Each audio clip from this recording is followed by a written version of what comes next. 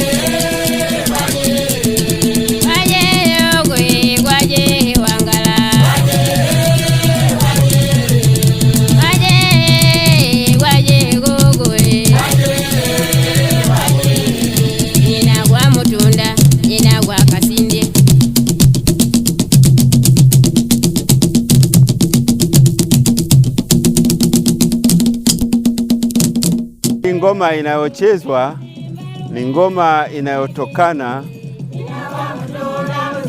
na jina linaloitwa Bukota.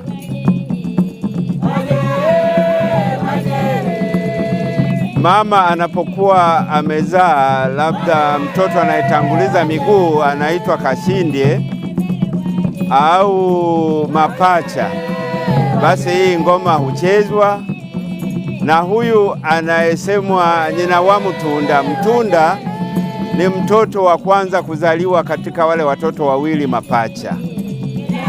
Kwa hiyo sasa anaulizwa kwamba wewe mama pacha umeenda wapi? Wewe ndio mtafutaji wa dawa kwa ajili ya watoto wako.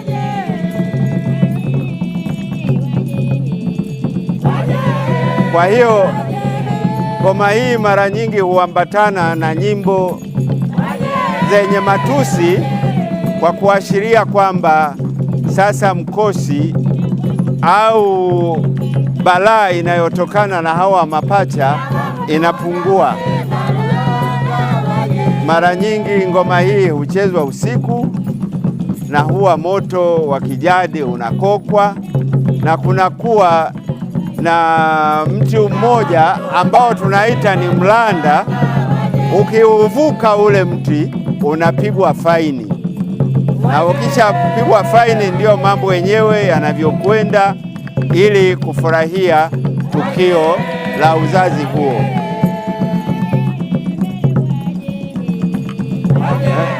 Niendelee.